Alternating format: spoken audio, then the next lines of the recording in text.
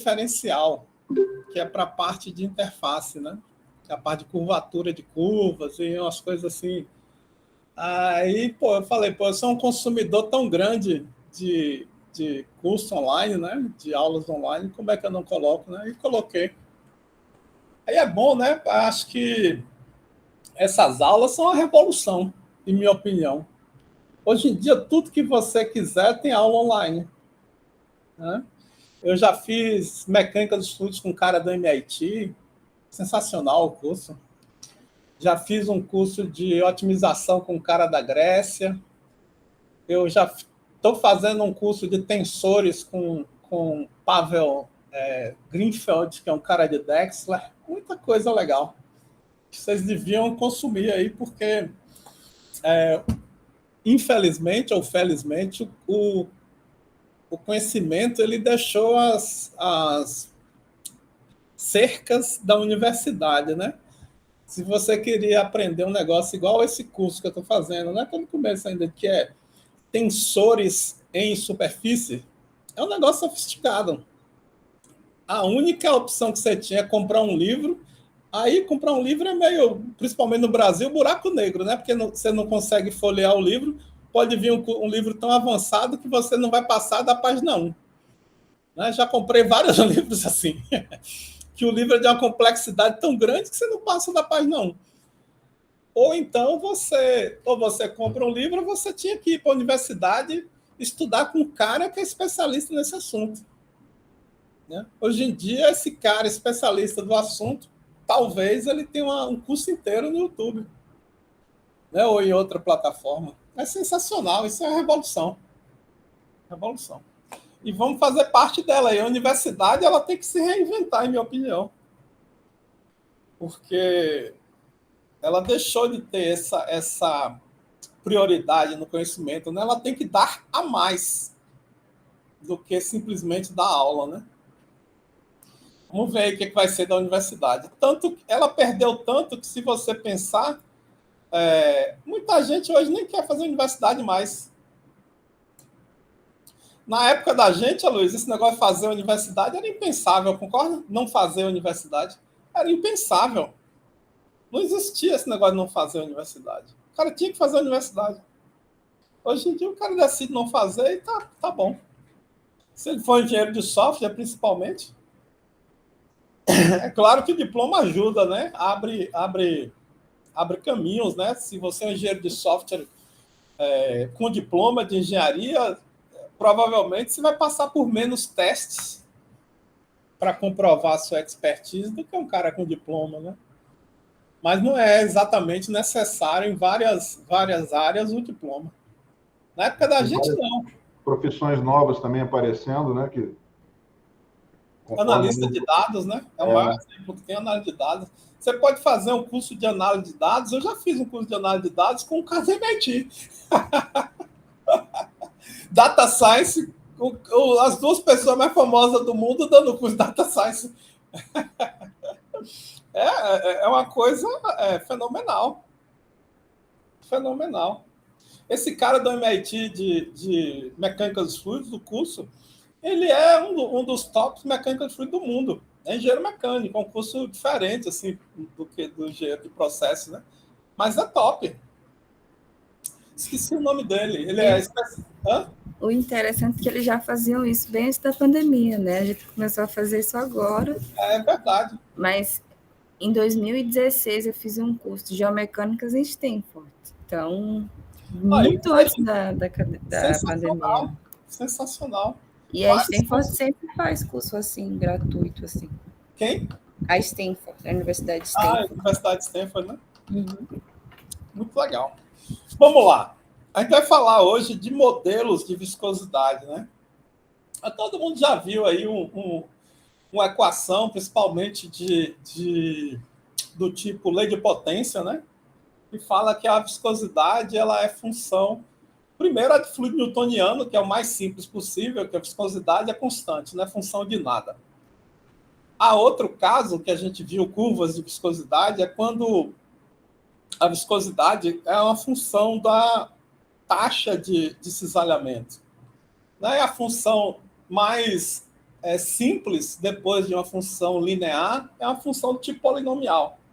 Uma lei de potência é um polinômio em que somente o primeiro coeficiente é diferente de zero. Aí vamos refrescar a mente aqui. Aí eu peguei uma aula que eu já tinha dado. O que é viscosidade para a gente, né? Viscosidade é uma função material. Deixa eu só pegar meu cursor aqui. Não sei cadê meu cursor.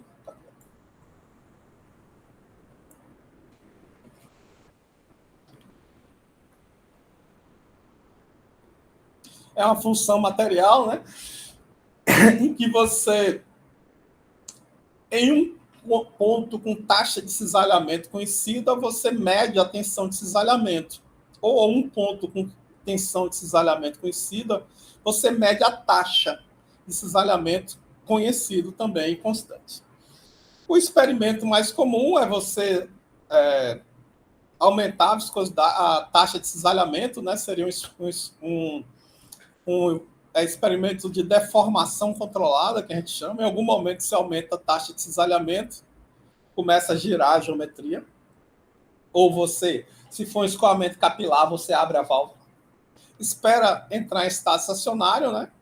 Tem uma dinâmica, a gente está nesse momento desprezando a dinâmica, e mede a viscosidade aqui estacionária. Se você, por algum motivo, quer medir a viscosidade antes, nessa dinâmica, você não está medindo a viscosidade, você está medindo uma coisa que a gente chama de coeficiente de crescimento de viscosidade. A viscosidade ela exige que seja estado estacionário. Aí a gente viu que nos escoamentos reológicos puramente cisalhantes, né, a gente faz experimentos cuidadosamente, né, tal que só exista um componente na velocidade. Esse componente no vetor velocidade, e que a velocidade seja função da posição. Por exemplo, você tem uma geometria placa a placa, a velocidade ela é função da distância, por exemplo, da placa à placa de baixo. A placa de baixo está parada e a de cima girando, você pega um ponto lá, tem um crescimento da velocidade de zero até a velocidade da placa. Então, se a gente conseguir uma velocidade que tenha essa característica, quando a gente calcula o tensor taxa de deformação, que é a soma do gradiente da velocidade com a transposta do gradiente da velocidade, a gente tem um tensor que só tem duas componentes não nulas. E como esse tensor é simétrico, essa componente não nula é como se fosse uma componente somente. Então, no escoamento cisalhante, a gente só tem um componente do vetor velocidade, ou do tensor taxa de cisalhamento. Mas observe que no tensor tensão de cisalhamento, ainda temos a componente simétrica também da taxa de cisalhamento, beleza? Que é associada a esse tensor aqui da deformação, e tem as componentes normais que a gente não tem tocado muito ainda. Opa! Isso aqui já falei. Esse é o experimento que a gente faz, né? O experimento, a gente considera, a gente não está considerando o salto, né? Quando a gente fala em viscosidade, a gente só considera o momento que a taxa de cisalhamento é constante. Obviamente, a deformação, ela cresce com o tempo. Veja, a deformação é como a gente pega um ponto e vai medindo quanto ele viajou. Então, enquanto você estiver girando a geometria, o ponto está viajando, a deformação está crescendo. Certo? E aqui a tensão, se for um fluido com características estacionárias, né, que a viscosidade não dependa do tempo. Quando é que a viscosidade depende do tempo? Não é bem a viscosidade, né? A gente fala viscosidade por costume, mas seria um coeficiente de viscosidade, já que não é estacionário. Por exemplo, uma suspensão que está sedimentando. Essa suspensão, as características dela não estão mudando com o tempo.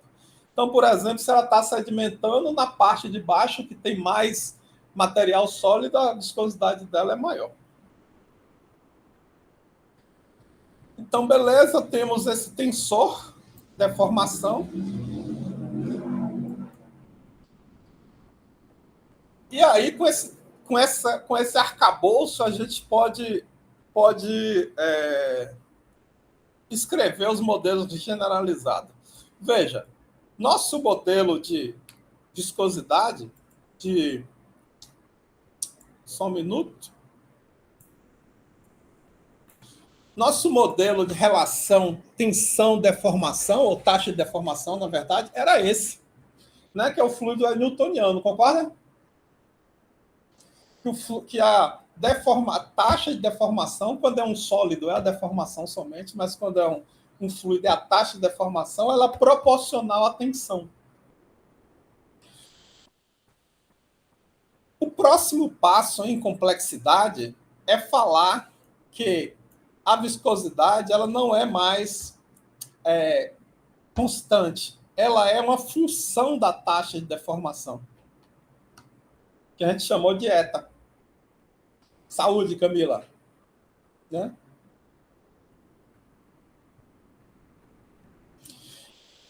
E veja, esses modelos de viscosidade, eles são incapazes, dessa forma, incapazes de calcular as tensões normais, então a gente zerou aqui. Só são capazes de calcular as tensões cisalhantes. E veja, na forma genérica, o tensor, taxa de deformação para esses modelos tem essa forma. Mas você fala, eu vi um modelo na literatura, por exemplo, que o modelo era assim. Aí o modelo pega um elemento do escoamento e diz que, sei lá, a tensão ela é igual a uma constante, né? E multiplica a taxa de deformação elevada a n-1. Isso aqui seria nosso modelo de lei de potência, vezes a taxa de deformação. O que é isso que ele está dizendo? Quando o cara ele escreve o modelo assim, é dois motivos. Ou ele não sabe o que está fazendo, que é muito comum em reologia, ou ele sabe demais o que está fazendo. Veja, essa taxa de deformação aqui, e essa tensão, são números. Não são tensores, são elementos, são números. Então, ele está lidando com um elemento desse, ele está relacionando esse com esse, ele está pegando um escoamento reológico e fazendo essa operação, que é comum o cara fazer isso.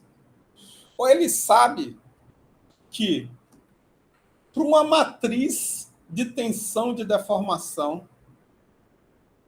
esse número, gama ponto, que pode ser retirado dessa matriz, é a magnitude do tensor taxa de deformação.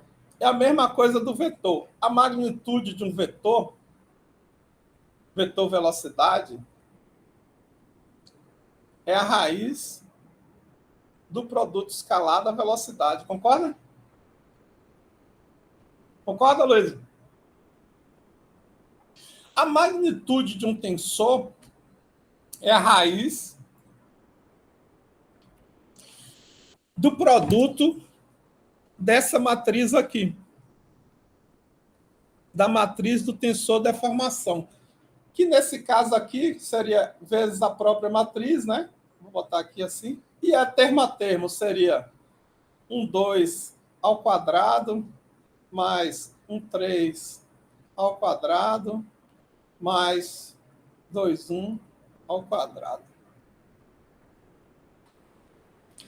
Então, essa expressão aqui, ela vale em um escoamento reológico diretamente, né? Porque no escoamento reológico, todos esses termos aqui são zero, né?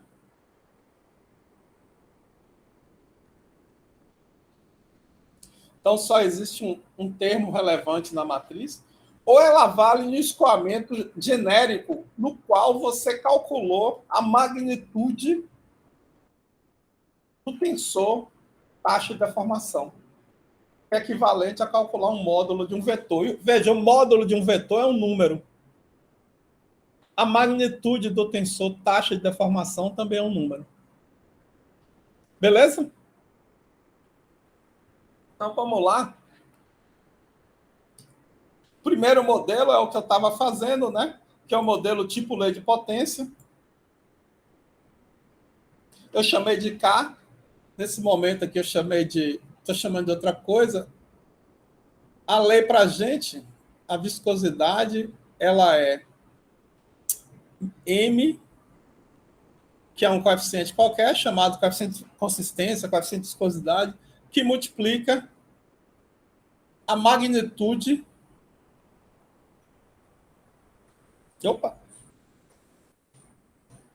do tensor taxa de deformação elevado a N. Aí veja, se o escoamento for de um reômetro, for aquele escoamento placa-placa, cone-placa, cilindro concêntrico, o que vai acontecer, né? Que é esse escoamento ideal aqui. Só existe um elemento relevante desse vetor.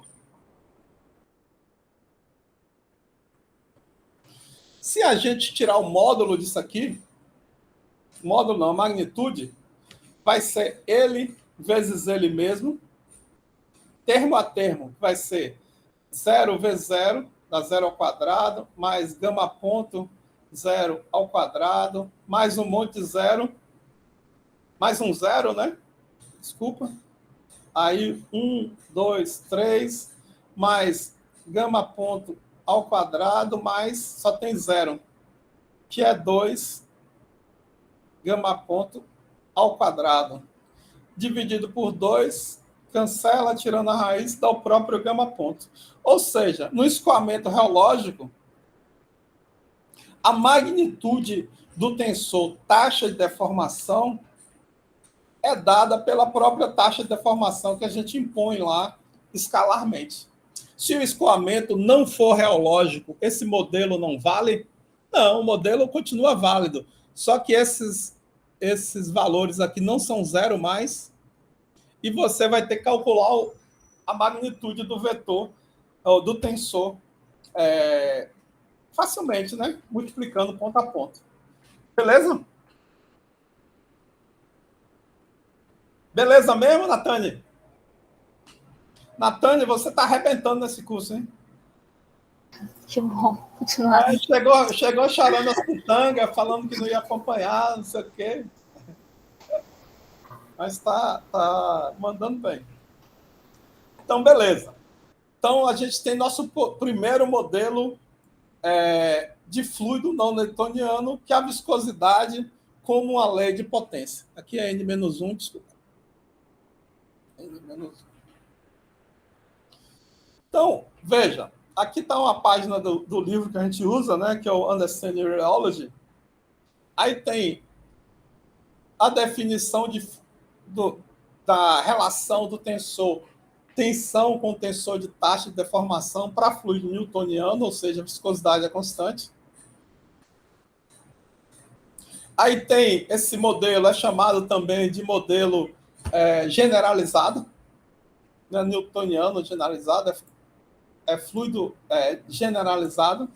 Às vezes chama de newtoniano, vou deixar aí, GNF, e que a viscosidade ela é função da taxa de deformação por essa equação aqui. Aí esse modelo ele é capaz de pegar 3 comportamentos.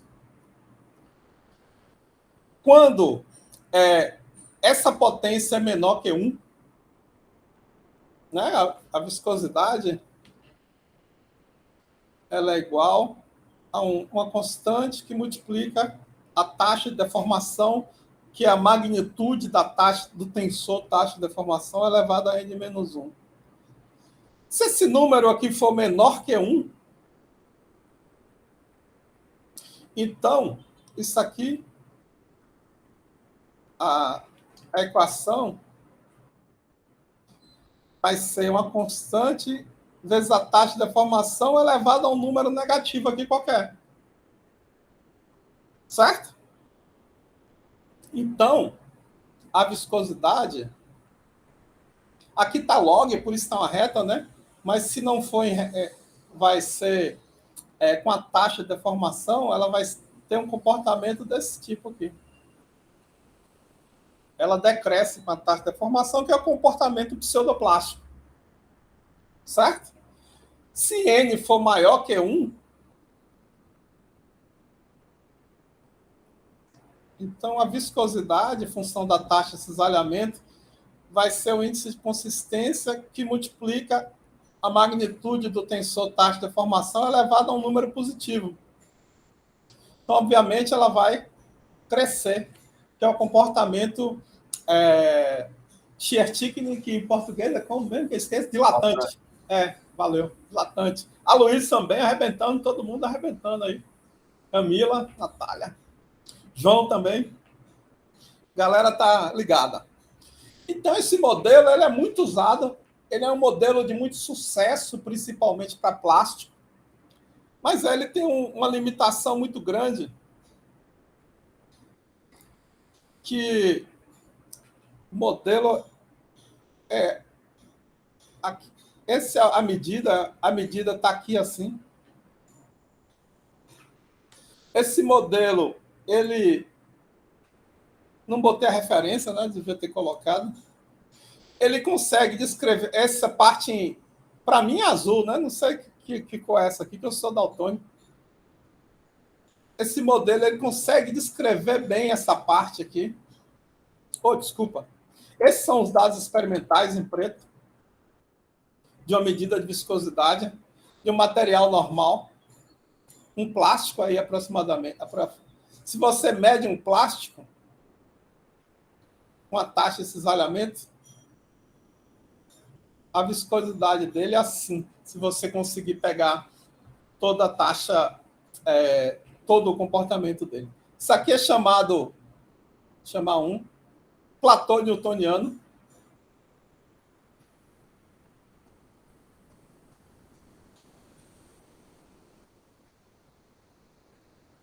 Normalmente é representado por eta0, que a viscosidade, quando a taxa de cisalhamento tende a 0. Ou seja, em taxa de cisalhamento muito baixa, um plástico ele se comporta, a maioria dos materiais se comporta como fluido newtoniano. Tem um segundo platô aqui, que a viscosidade, a taxa de cisalhamento infinita, também ela atinge um platô, que é chamado de eta infinito. E tem um comportamento aqui não newtoniano, que é esse comportamento intermediário, que é o comportamento que a gente chama de pseudoplástico. Esse modelo do tipo lei de potência,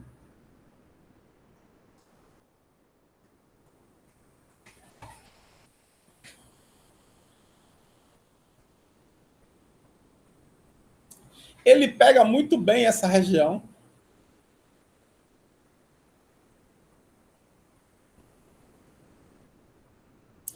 Mas ele não pega o platô newtoniano. Ele continua aumentando a viscosidade.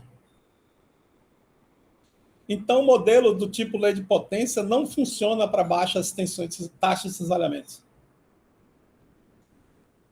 Então, existe uma necessidade natural de outros modelos de viscosidade. Então, funciona muito bem para essa região aqui, que é a região de queda da viscosidade.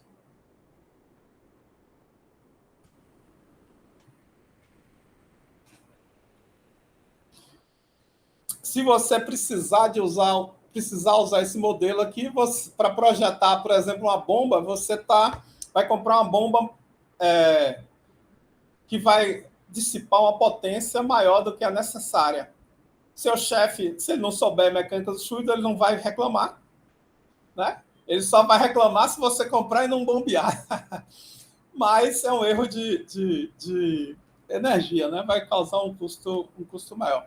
Na engenharia, tem erros que são bons e erros ruins, né? Por exemplo, um colega, né? Não vou falar quem foi, ele fez um projeto de uma empresa, de uma fábrica de biodiesel. Ele fez um projeto com uma folga gigante, né? Aí todo mundo adorava o projeto dele, porque o pessoal aumentava a produção e a planta rodava, aumentava a produção e a planta rodava.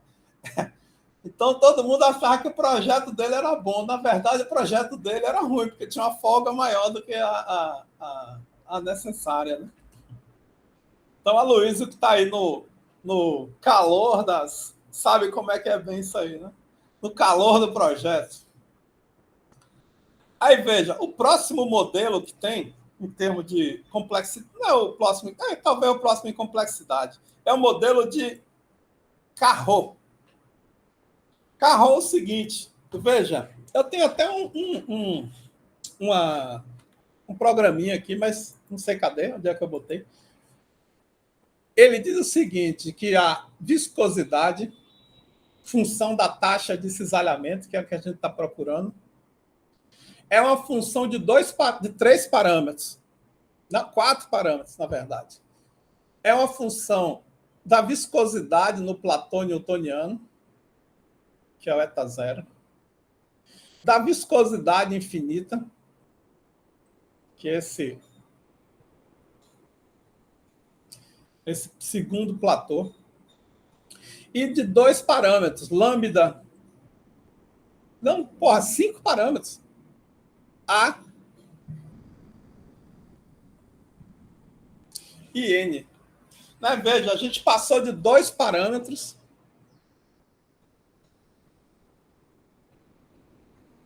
para 5 parâmetros. Nosso modelo era esse aqui, que era N e M.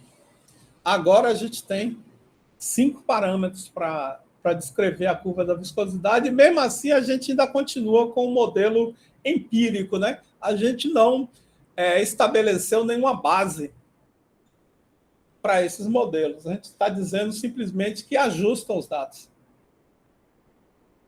Então, se você precisa descrever a curva de viscosidade inteira, ou a curva de tensão e taxa de cisalhamento inteira, o modelo mais simples, pelo menos que eu conheço, é o modelo de Carreau, com 5 parâmetros. 5 parâmetros na engenharia já é problemático de lidar, né? 3 é bom, 5 já começa a encher o saco. Certo? Aí tem aqui, deixa eu ver se eu acho aqui, o meu computador. Vou procurar rapidinho aqui.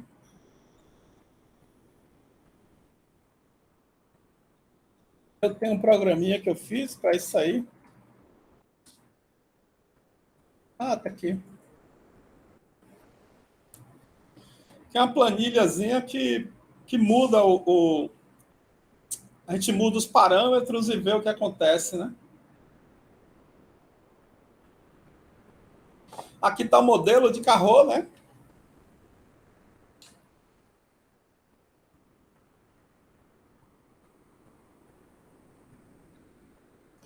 Mas não era exatamente esse que eu queria, não.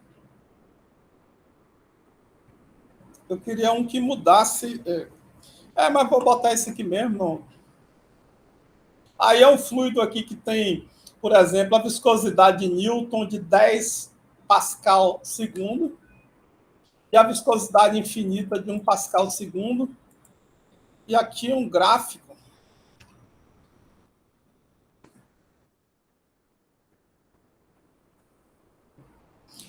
com esses parâmetros N igual a N, lambda igual N igual a 0,2, A igual a 1. E lambda igual a 10 também. Lambda, A e N, eles determinam a velocidade com que a curva desce. Então, se a gente, por exemplo, aumentar essa viscosidade infinita aqui ou diminuir, vamos diminuir ela para 0,05. Obviamente, a curva vai diminuir, né? Então, com esses parâmetros, a gente consegue...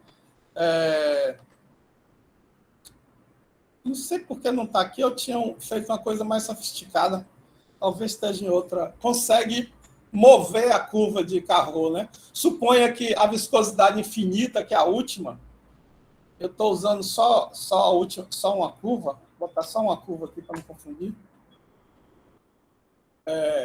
Suponha que a viscosidade infinita ela é maior, né? Então vou botar a curva mais plana. Beleza, eu vou mudando esse parâmetro, né? Obviamente eu vou fazer um procedimento de estimação, né? Aí suponha que eu quero ela menor. Então, com esses parâmetros, você consegue modificar a curva de Carrot, né? Se você quer que desça mais rápido ou mais devagar. Veja que aqui, porque saiu aqui do...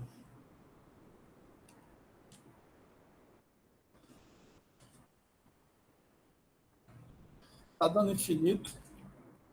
Vou aumentar o N aqui. Em um desceu mais rápido e outro mais devagar. Deixa eu botar aqui. Estou mudando o N agora.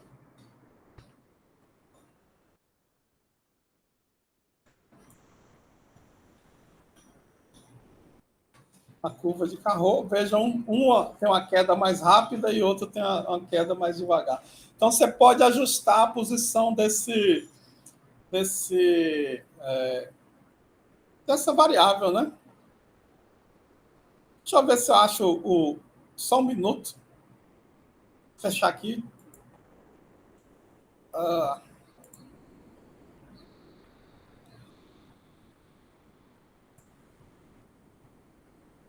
Ver se eu acho aqui o que está bem feito, né? Porque se não está bem feito, esse...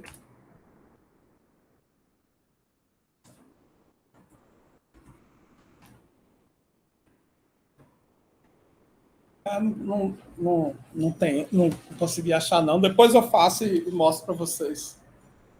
Para não fazer aqui, que é meio chato.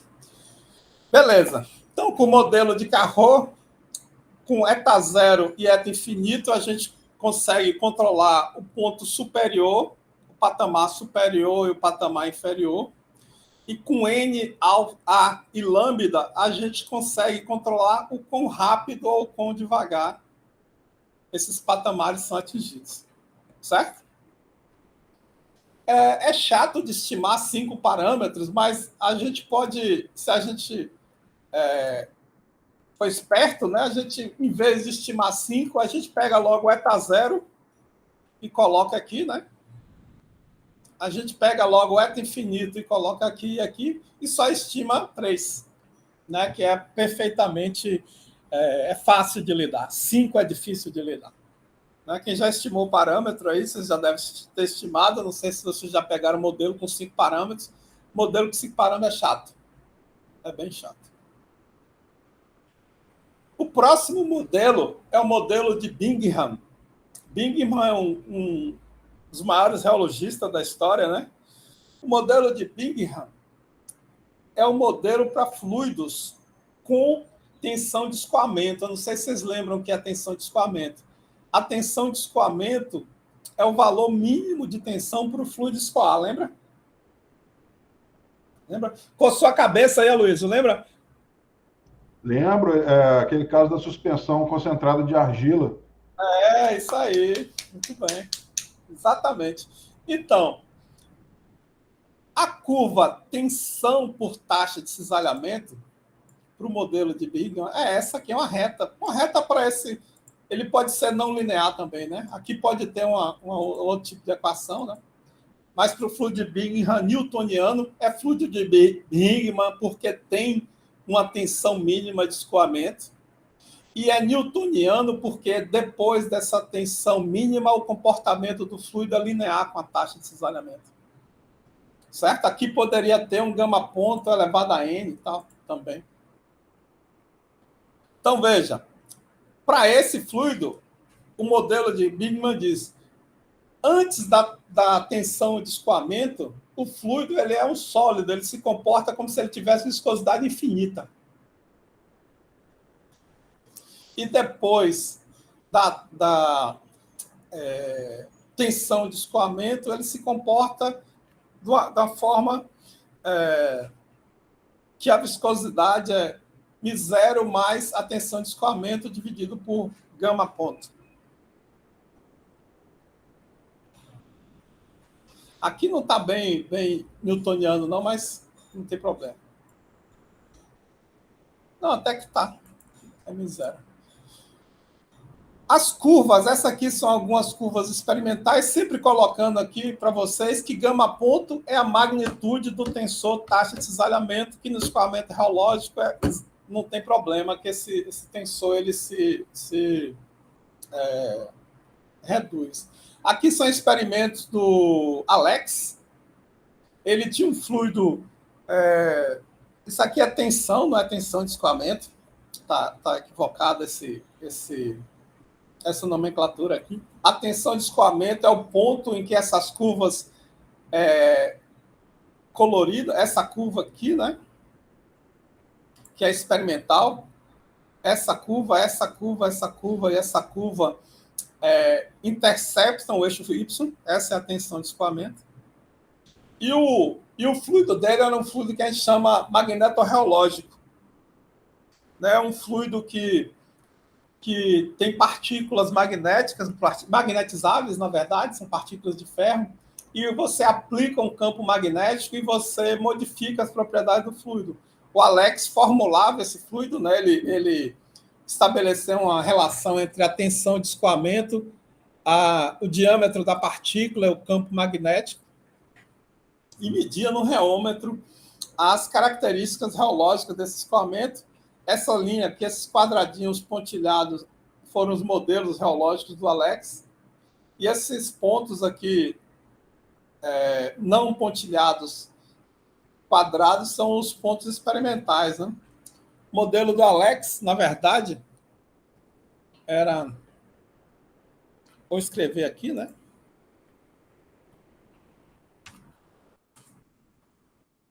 Era do tipo...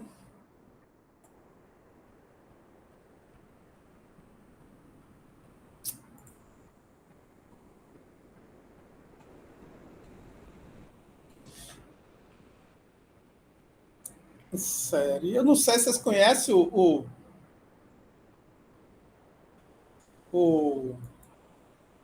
Word agora, tem um negócio bem legal. Aí eu vou fazer aqui, eta vezes... Então, na verdade, vou escrever K vezes gama ponto elevado a N menos 1 vezes gama ponto. Deixa eu ver só se ele... Na verdade, ele é K, foi um pseudo gama ponto. Esse era o modelo do Alex. Esse K é como se fosse a viscosidade newtoniana, né? Não tem nenhum outro potência. Então, ele ajustou esse modelo aqui, ajustou para vários campos magnéticos em Gauss, a tensão de escoamento e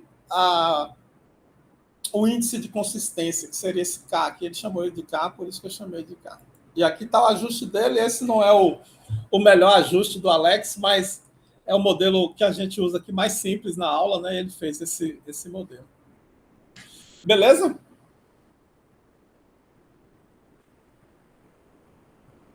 Tudo beleza? Esses fluidos de Bingham são muito importantes para a indústria de petróleo. Né? Os fluidos de perfuração são fluidos de Bingham. Né? Eles têm tensão de escoamento. Eles são fluidos de Bingham pseudoplásticos.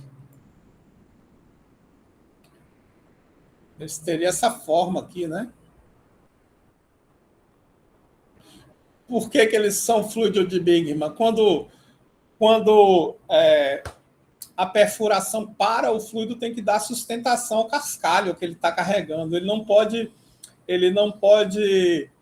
deixar o cascalho sedimentar. Então, ele solidifica quando a taxa de cisalhamento é 0. ele tem essa característica aqui, ele tem a tensão de escoamento, e aí depois a viscosidade dele, ela decresce com a taxa de cisalhamento. Se a gente pegar a viscosidade,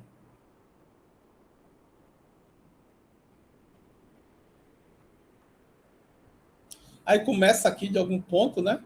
A viscosidade decresce aqui com a taxa de cisalhamento para o fluido de perfuração. Não é não, Camila? É isso mesmo. Então, esses modelos são muito importantes. A indústria de petróleo, ela usa esse modelo aqui exatamente. É um modelo simples que funciona bem para esse tipo de fluido. Esses modelos, eles são muito bons para viscosidade, mas eles não lidam com duas coisas importantes para a reologia. Primeiro, viscoelasticidade. Esse modelo aqui a gente chama viscoplástico, né? Esse é um fluido viscoplástico, que é um sólido e um fluido. Não, se pode dizer, né? Um sólido, elástico e um fluido. Mas ele não lida com viscoelasticidade. Para esses fluidos, a gente não consegue dizer qual o caráter elástico ou viscoso do fluido. Por exemplo, uma taxa de cisalhamento aqui. A gente consegue falar que ele é sólido aqui, né? Que é um comportamento sólido.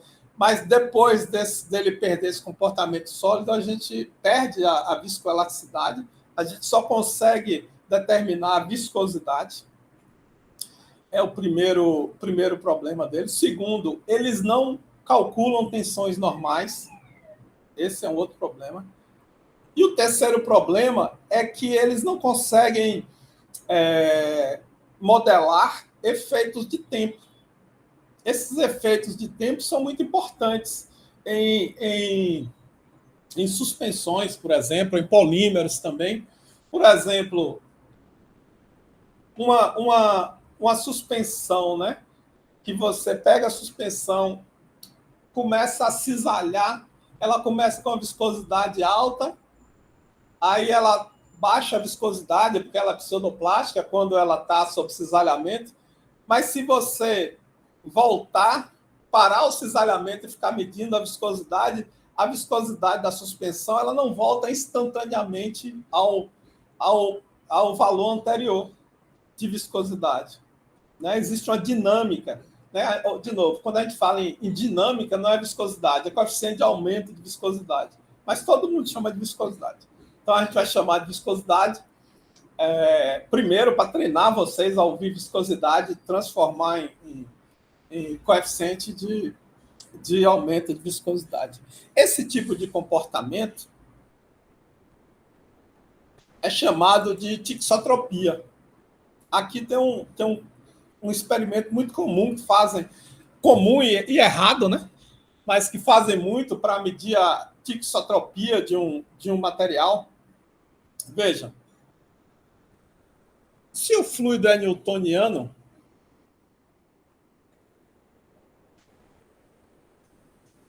e você faz um experimento de tensão por taxa de deformação e tensão,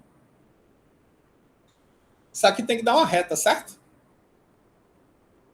Sim ou não? Sim, né?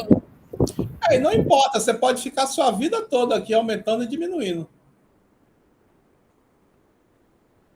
Se você fizer com a água, você pode levar a vida inteira aumentando e diminuindo a taxa de deformação, ou aumentando e diminuindo a tensão, que você vai obter uma reta nesse experimento. Em uma suspensão, você tem a suspensão concentrada, principalmente, você tem esse comportamento. A suspensão, normalmente, ela é tixotrópica. Então, a tensão ela aumenta com a taxa de cisalhamento, seria essa curva.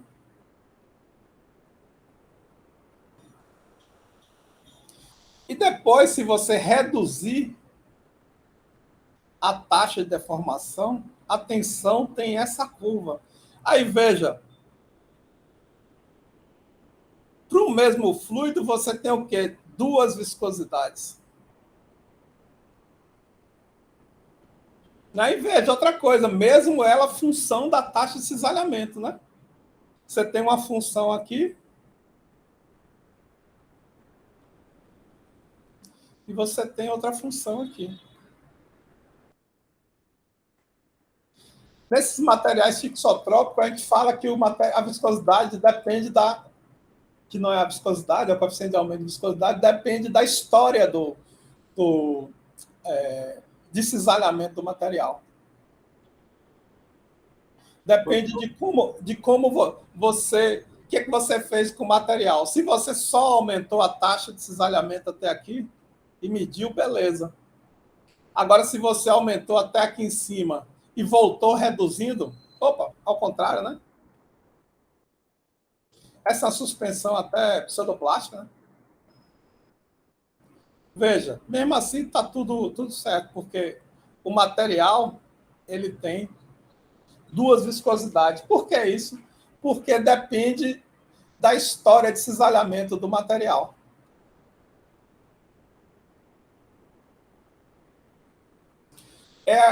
Por exemplo, quando você põe uma suspensão e ela sedimenta, a viscosidade dessa suspensão que está sedimentando é maior embaixo, que tem mais sólido, do que em cima. Por quê? Porque é maior embaixo que em cima, mas tem uma dependência com a história da própria suspensão. Pelo que o que ela passou é importante para o comportamento dela. Por que acontece esses materiais tixotrópicos? Não é toda a suspensão é tixotrópica? Não, nem toda é tixotrópica, mas muitas são. Existem, e a gente vai falar isso depois, mas muito para coloide e menos para suspensão, mas para suspensão ainda é importante, as partículas elas podem ter interação entre elas. Por exemplo, você pode ter uma carga entre partículas. Né, partículas carregadas, né, através, se você tem, sei lá, uma partícula de alumina em água, essa partícula de alumina, que foi até esse exemplo, não, esse foi de Caulin, mas a Carla estudou alumina também. Quando você põe em água a alumina ela tem uma acidez superficial. Então, vai haver uma protonação, uma deprotonação, e ela vai ficar com uma carga líquida. Ela vai ficar negativa ou positiva, dependendo do pH que você coloca ela. Essa carga líquida é definida, é medida, na verdade, pelo potencial zeta da superfície, do sólido. Aí, se você deixa essa suspensão em repouso, as partículas elas vão se organizar de acordo com essa carga e vão formar um retículo, uma espécie de retículo. Então, elas vão se comportar conjuntamente, porque quando você perturba uma partícula, você está perturbando todas. No entanto, quando você cisalha elas, você destrói completamente essa organização. Então, a viscosidade dela decresce da suspensão. Por isso que, se você cisalha, quando você olha aqui essa suspensão, durante o cisalhamento, a viscosidade vai decrescendo, né? Tudo bem. Mas se você faz o caminho anterior, a viscosidade que você mede, faz o caminho de volta, é menor do que a viscosidade que você obteve no primeiro cisalhamento.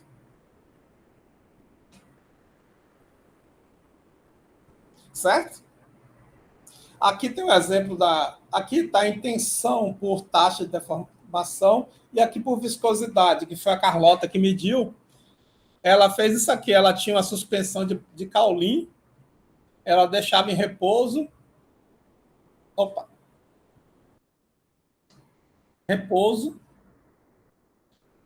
Aí ela começava a medir a viscosidade dava um valor alto, aí ela cisalhava, a viscosidade caía.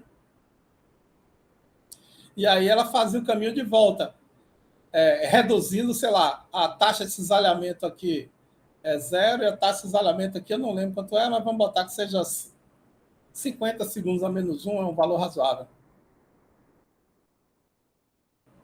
Então ela aumentava de 0 a 50 e depois de 50 a 0. Aí veja, mesmo no 0, tem uma diferença entre o valor inicial e o valor final. as partículas aqui, elas interagiam entre si, as interações eram quebradas, a viscosidade vai caindo, caiu no valor infinito de viscosidade, né, a taxa de cisalhamento infinito. Aí ela volta a reduzir a taxa de cisalhamento, reduz. Aí chega um momento que a viscosidade cresce, mas ela não cresce até o valor anterior. Mas veja, se ela deixar 1 hora parada, a viscosidade ela volta aqui ao valor anterior. Essa primeira curva aí com 50% de sólidos, que não é pouco, e aqui em cima com 70% de sólido. Veja, aqui de 50% para 70%, há um aumento enorme da viscosidade. Porque ela passa com um regime aqui, um regime concentrado, né? Que uma partícula ela influencia muito no comportamento da outra, e aqui está num regime que chama não diluído. Porque uma partícula aqui ainda está influenciando no comportamento da outra. Começo da minha jornada, professor, eu trabalhei em laboratório, né, e a gente tinha esse tipo de estudo aí para suspensão concentrada de agrotóxico. Caramba! Um tipo de formulação, né, que é um ingrediente ativo, um agente surfactante, bentonita e água, né, basicamente. E a gente media esse grau de tixotropia, talvez um método meio simples, mas era com Brookfield. A gente fazia exatamente isso aí e era indesejado, né? A tixotropia era algo indesejado naquele tipo de formulação. Desejava, era mesmo? Não, indesejado. Indesejável. Veja, por que essa medida não é boa? Porque, por exemplo, existe o experimento sei lá, vou aumentar a taxa de cisalhamento de 0 a 50 em 1 minuto. Vou aumentar de 0 a 50 em 5 minutos.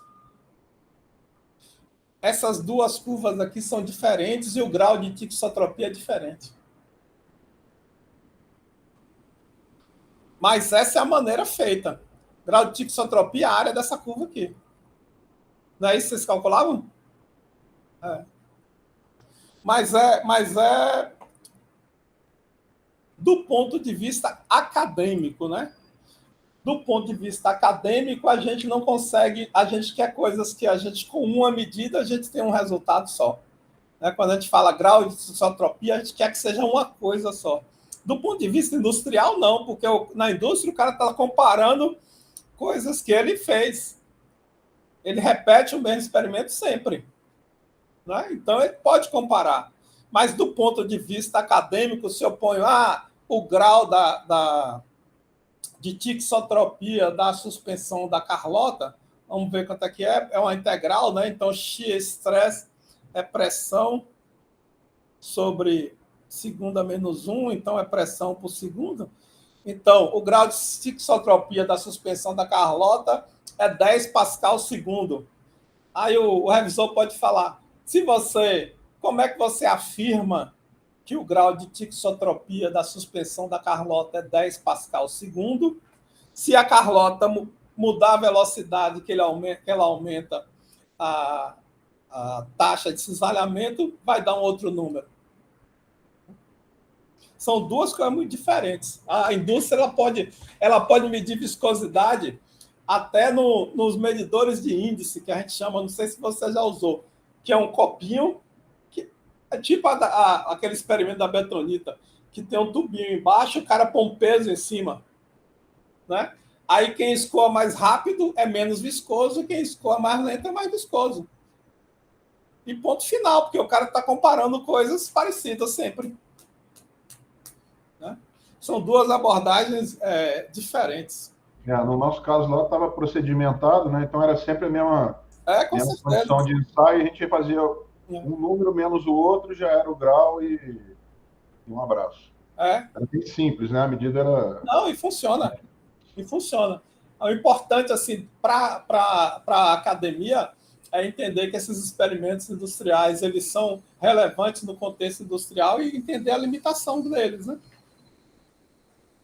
Esse aqui é e também o cara que faz, às vezes. Vamos lá.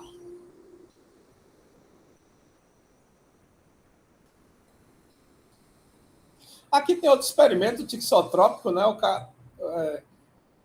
Aqui tem um material, não precisa se preocupar com essa notação, né? Depois a gente vai estudar isso aqui, mas é um outro material que o cara estava cisalhando a uma taxa de cisalhamento baixa, depois aumentou a taxa de cisalhamento, aí veja, a viscosidade caiu, mas observe que tem uma dinâmica aqui, né?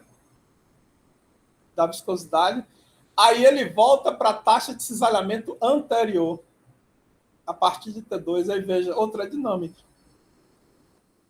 Esse material aqui, né, é porque ele está colocando a viscosidade complexa aqui, a viscosidade complexa ela é a viscosidade mais alguma coisa. Então, existe um comportamento tixotrópico aqui, apesar de não estar muito claro aqui nesse... não, se bem que tem a dependência do tempo, né? Então tem um comportamento tixotrópico. Então, como eu falei, um dos problemas é se você mudar o ângulo aqui dessa curva, você obtém viscosidades diferentes. E qual a maneira que reprodutível de fazer isso, né? Comparar materiais diferentes. A Carla ela gostava muito desse tipo de experimento, mas a maneira reprodutível é você pegar uma taxa de cisalhamento baixa, uma tensão baixa, por exemplo, repouso, fazer uma perturbação degrau, aí manter a taxa de cisalhamento constante e depois, por exemplo, trazer a zero de novo e medir essa dinâmica, né? Quanto tempo o material leva para atingir a taxa de cisalhamento anterior, a tensão anterior, a viscosidade anterior. Veja, como se fosse aqui, esse gráfico aqui está melhor. Ele é mantido uma taxa de cisalhamento 1, pode ser repouso. Aí o cara aumenta a taxa de cisalhamento, sei lá, para 10 segundos a menos 1, a viscosidade cai. Aí depois ele mantém repouso em uma taxa muito baixa, só o suficiente para a gente medir, né? Aí ele aumenta de novo a taxa, ele reduz de novo a taxa de cisalhamento e vê quanto tempo o material leva para atingir o estado estacionário de novo. Quanto mais tempo ele demorar, maior a dependência do material com o tempo, maior é a tixotropia do material. Se fosse um material puramente pseudoplástico, a viscosidade só dependeria da taxa de cisalhamento. Ele começaria aqui em 1.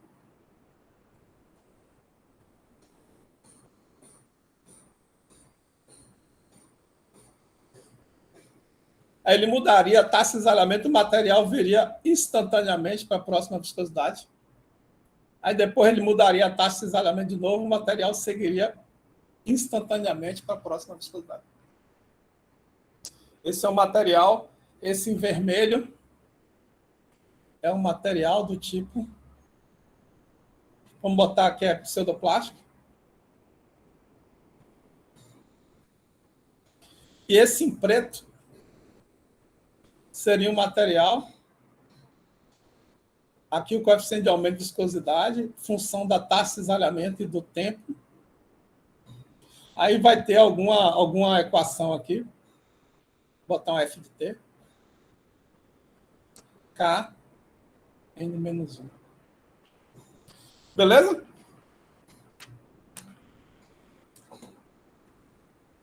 Então, vou pegar esse gancho aqui para falar de um outro tipo de... Caramba, tá salvando tudo, né? Não era para salvar.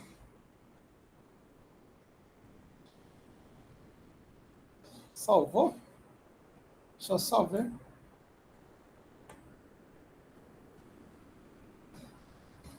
Salvou tudo. Tem que desligar esse negócio aqui de salvamento automático. Depois eu faço a limpeza aqui no meu arquivo.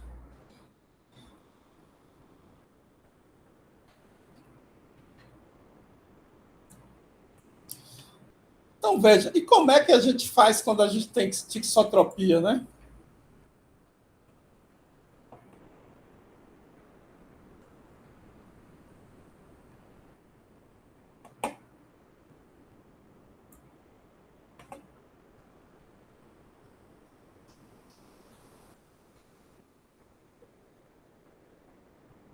Veja que agora a gente precisa de um componente dependente do tempo.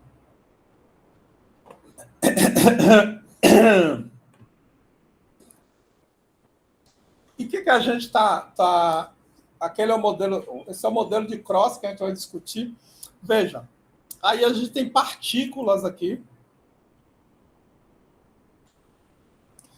Essas partículas, elas são capazes de interagir entre si, de formar ligações. Ligações à distância, né? Não é ligação química, é formar interações. Por exemplo, interação eletrostática entre as partículas. Partículas cobertas de polímero, ela tem uma interação, a gente chama entrópica, um polímero interage com o outro. É como se fosse cabelos aqui na partícula, a gente vai ver isso um pouquinho. Finalmente a gente fala a palavra polímero nesse curso, não é não, Natânia? Vamos chegar lá. Então, veja, a suspensão está aqui parada, então todas as partículas estão interagindo entre si. Taxa de cisalhamento zero, parada, repouso. Aí suponha que a gente aumentou aqui a taxa de cisalhamento. Uma taxa de cisalhamento maior que zero, qualquer. Não sei porque está aparecendo esse ponto aqui em frente ao...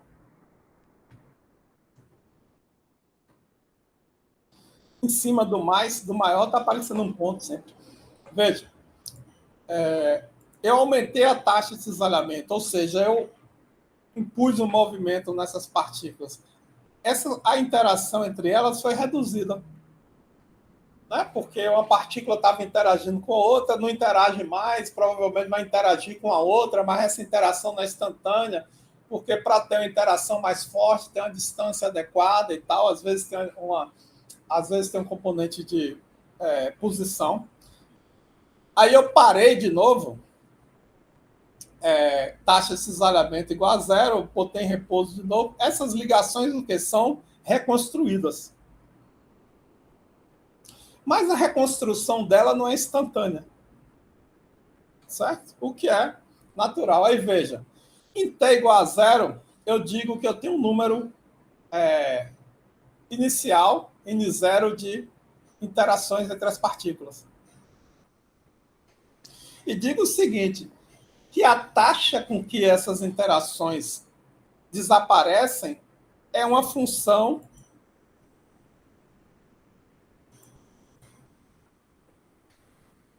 a taxa de quebra dessas interações é uma função do número de interações existentes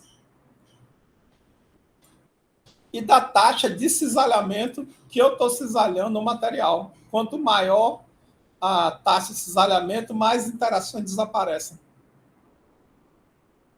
Aí eu não coloquei linear, aí eu coloquei que esse desaparecimento é a função polinomial com um coeficiente. Certo? Concorda, Luísa? Eu concordo. Eu estou pensando aqui o quanto que a gente falou até agora vale para o... Como é que chama? O reopético, que é o... Na tixotropia diminui a viscosidade, né? No reopético aumenta. Então o raciocínio é o inverso desse aí, né? Veja, a reopexia é o aumento da viscosidade com a taxa de cisalhamento, né? Nesse caso aqui, é importante a gente lembrar que é uma coisa dependente do tempo. E na reopexia é que só depende da taxa de cisalhamento. Na reopexia não teria essa equação diferencial. Seria assim, né? Aí eu concordo. O reopético não é dependente do tempo? Achei que era. Não, é dependente da taxa de cisalhamento somente. Ah, então tá bom. Então, beleza. Beleza, então. Não importa, o que quer dizer isso? Não importa como você chegou naquela taxa de cisalhamento. A viscosidade vai ser definida pela taxa de cisalhamento. para o tixotrópico, importa como você chegou naquela taxa de cisalhamento. É um fluido que depende da história dele, da história de cisalhamento. Certo? Beleza, então. Concorda? Concorda, Natânia? Eu também achava que o reopético dependia do tempo. Mas não. Tanto o reopético como o pseudoplástico, veja, tem aqui uma taxa de cisalhamento, sei lá, e tem aqui uma viscosidade. Reopético, pseudoplástico. A viscosidade é função da taxa de cisalhamento. Para o fluido, como é que fala? Tixotrópico, coeficiente de viscosidade é função da taxa de cisalhamento e do tempo. Então, pode ser que tenha seja dessa forma aqui, não vai ser exatamente, mas vezes uma função do tempo. Certo? Concorda? Concorda? Sim. É porque parece, né? Mas veja, é importante lembrar que a tixotropia é um conceito diferente de pseudoplasticidade e reopexia. Pseudoplasticidade e reopexia é a viscosidade, ela aumenta ou diminui com a taxa de cisalhamento. Então, para uma taxa... Isso aí não é o dilatante, professor? Pseudoplástico... Digo, tá com qualquer razão, eu concordo, gênero, número e grau. Reopexia, assim, eu sempre confundo reopexia com dilatante.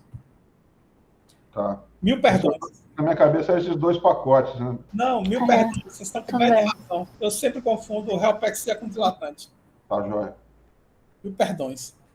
Então, era reopexia que vocês estavam falando, não era dilatante? Isso. Eu não sei porque é daquelas coisas que...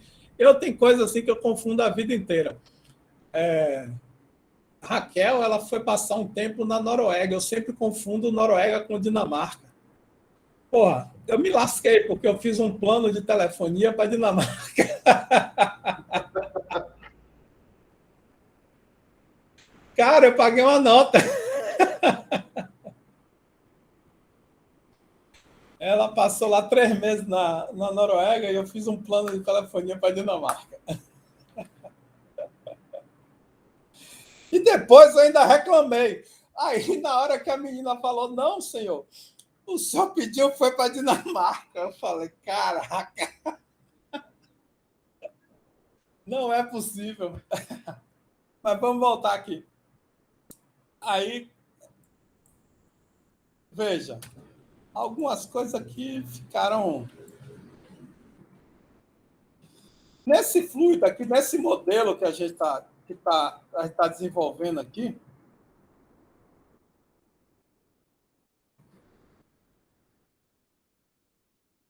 só um minuto aqui, deixa aí, depois eu corrijo isso. Nesse modelo que a gente está desenvolvendo aqui, então, o número de ligações, ele é função da taxa de cisalhamento, mas veja, aí tem um conceito importante. Quando tem uma equação diferencial, quando você resolve a equação diferencial, você resolve, por exemplo, em relação a t igual a 0. E vai calcular num t lá na frente. Então, ele depende o quê? Da história do material. Não é sempre que você resolve uma equação diferencial, é história. Quando é uma equação algébrica, é instantâneo. Você fala, o número de ligações é 2 vezes a taxa de cisalhamento. É uma equação algébrica, mas a equação diferencial é uma história. Então, o número de ligações depende do histórico de cisalhamento do material. Como esse cisalhamento variou com o tempo e como também o número de ligações variou com o tempo. Certo? Então, aqui a gente pode fazer duas... Essa aqui é o número de ligações destruídas. E depois, quando o material fica parado, essas ligações são reconstruídas. Certo? A taxa de reconstrução de ligação, ela também depende do histórico, é uma equação diferencial. É o número de máximo de ligações possíveis menos o número de ligações no instante t qualquer. Ou seja, quando o número de ligações for máximo, o material não vai construir mais ligação nenhuma. Certo? Concorda? Então, beleza. Então, com essas duas equações diferenciais, o que a gente pode obter? A gente pode obter, se a gente resolver essas duas equações ao mesmo tempo, a gente vai obter o número de ligações entre partículas que existe com o tempo no material. Veja, esse modelo aqui, ele é linear em relação ao número de ligações possíveis. Opa. Porque N aqui está elevado a 1 e N aqui é elevado a 1. Esse M aqui, ele vai ser uma curva. A gente não vai resolver a equação diferencial em função desse gama. Né? A equação diferencial é a incógnita N. Aí, beleza. A taxa de formação de ligações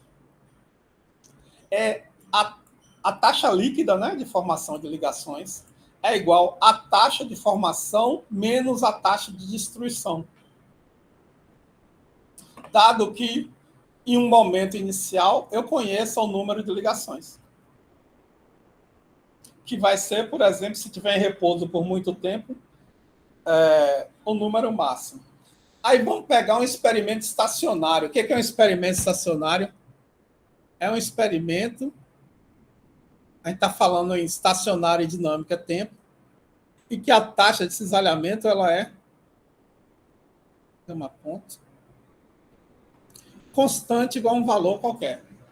Certo? Em estado estacionário, isso aqui é zero. Concorda? Sim ou não? Sim. Sim? Concorda, Natânia? Sim? Concorda, João? João cochilou aí com a gripe, tá com febre. Concorda, Natália? Sim. Pô, todo mundo alerta. Positivo operante. Estou acompanhando, professor, estou acompanhando. Positivo operante. Então, se é zero, se a gente está fazendo experimento estacionário, a gente pode resolver essa equação algébrica. Né? Então, se a gente se perguntar, se resolver essa equação aqui em relação ao número de ligações nesse experimento dividido pelo número máximo de ligações, né? Se a gente resolver essa equação aqui, a gente vai obter essa equação, que vai dizer que o número de ligações é um número máximo, né? Um mais é a fração, né? Isso aqui é a fração possível, né? N por N máximo é a fração de ligações presentes no material em relação ao número máximo. É 1 mais K vezes a taxa de cisalhamento elevada a uma potência lá qualquer. Veja, quando a taxa de cisalhamento é zero, isso aqui é zero. Então, o número de ligações é igual ao número máximo. E a partir do momento que eu aumento o cisalhamento, o número de ligações estáveis vai caindo, certo? Essa razão, número de ligações dividido pelo número máximo, ou seja, o número de ligações naquele experimento estacionário, é muito famosa em reologia e é conhecido como fator de estrutura.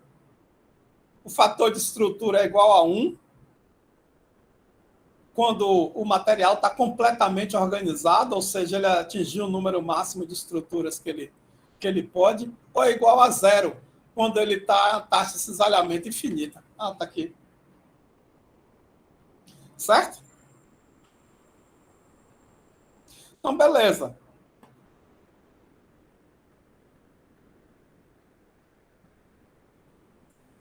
Tá copiando, João? Eu vou... Pagou tudo. Eu vou disponibilizar esses slides. Aí, veja, eu posso dizer o seguinte, que a viscosidade do material ela é proporcional ao número de ligações presentes.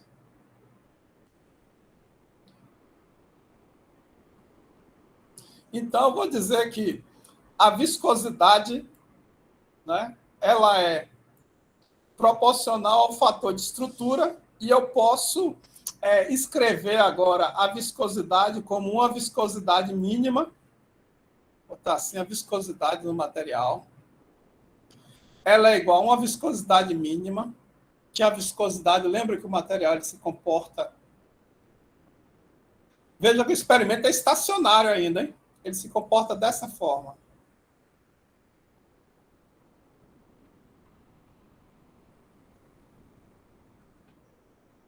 A viscosidade do material é uma viscosidade mínima, mais o fator de estrutura vezes o ganho de viscosidade que o material teria, né, quando ele tivesse parado. Observe que quando o material está parado, lambda é igual a 1. Então, esse termo aqui, eta infinito, mais 1 vezes lambda eta 0 menos... Opa! Eta infinita. Eta infinito. Então, quando o material está parado, o material ele tem viscosidade eta 0. Então, essa é uma forma de eu escrever a equação de viscosidade aparente do material. Veja que é para estado estacionário, o T não está aqui dentro. Que eu consigo incluir a estrutura no material. Aí, lambda, obviamente, é igual, eu calculei, né? Eta sobre número sobre n, número máximo, que é 1 mais casão, elevado a n menos 1, ou n, sei lá. Beleza? Então, aquela equação de Carrot já começa a ter uma certa base teórica. Na equação de Carrot, ela é escrita aqui nessa forma. Ou seja, a viscosidade do material normalizado pela viscosidade mínima, né? Isso aqui é a viscosidade mínima. Ela é igual à viscosidade do material, eta, né? Normalizado pela viscosidade mínima, dividido pelo ganho delta máximo de viscosidade, ela é igual ao fator de forma. Não ficou muito claro, não, mas deixa eu fazer de novo.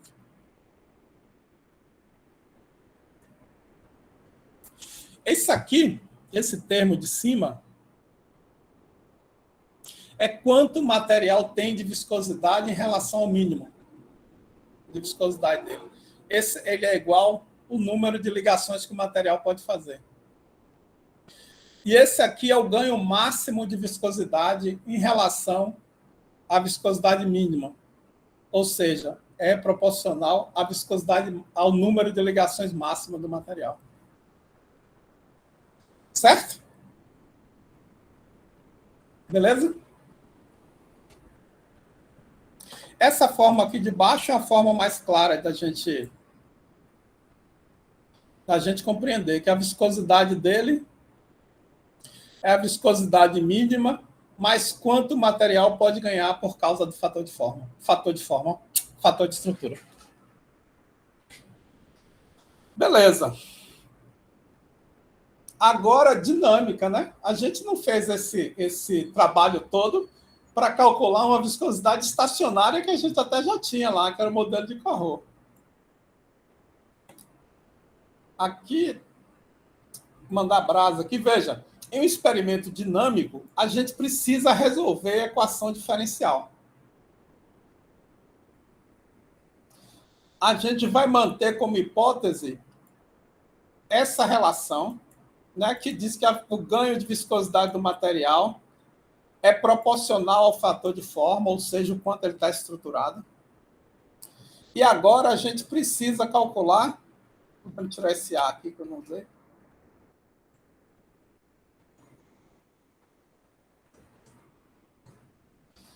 A gente precisa calcular esse N, que é uma função do tempo agora. Antes era estacionária. Vou até botar aqui para enfatizar.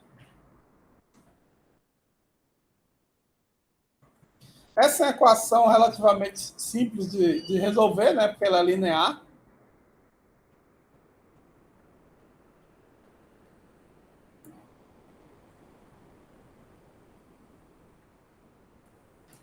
Eu reorganizei ela aqui, né? Passei o N para cá.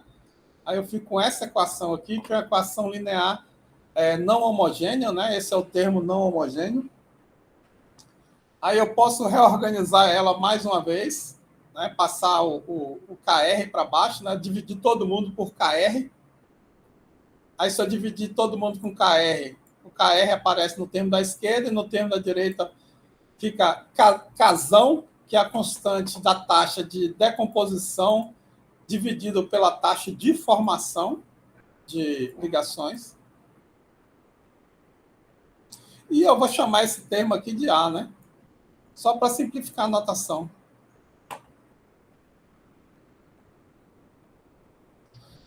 Aí eu vou escrever isso aqui, né? Essa mesma equação, eu chamei esse termo aqui de A. E agora a equação está na forma relativamente fácil de ser resolvida, né? Parece difícil, mas não é. Aí eu passo esse termo aqui, que depende do número de ligações, para a derivada com o número de ligações. E o termo do KR, eu passo à direita, fica o KR do tempo. Aí eu integro em 2 pontos, entre a condição inicial e um T qualquer. Eu fico que, se eu fizer essa integração aqui definida, eu vou ficar com essa equação e meu objetivo agora é saber o número de ligações. Isolar esse N aqui. Aí vou saltar essa parte aqui, né? Manipulação algébrica. O número de ligações é um tempo T dividido pelo número máximo de ligações, que é igual ao fator de forma. Ele tem essa equação aqui, relativamente complicada, né? Que é um termo aqui independente, que é o termo que... Veja, esse termo aqui está com tempo. É elevado a menos uma constante vezes um tempo. Quando o tempo tende a infinito, o fator de forma toma essa equação aqui, que é a mesma equação que a gente tinha com o estado estacionário. Porque quando t é igual a infinito, esse termo vai a zero. Certo? Então, esse termo aqui é a dinâmica, né? Lembra quando um experimento, a viscosidade, né? Se a gente aumentasse a taxa de cisalhamento, aí um outro experimento aqui, a taxa de cisalhamento com o tempo. Suponha que ao mesmo tempo a gente pegava aqui a taxa de cisalhamento e aumentava de vez. Aí a viscosidade, ela vem aqui. Na verdade, vai ser diminuindo, né, nesse caso. Porque eu estou aumentando a taxa de cisalhamento. Então, ela vai pegar um valor aqui e vai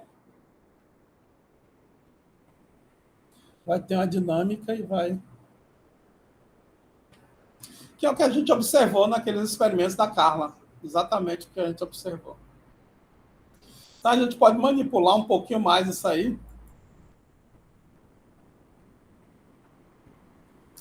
E a gente fica, para um material típico isotrópico, a taxa de crescimento, o coeficiente de crescimento da viscosidade, que depende do tempo e da taxa de cisalhamento, tem essa forma.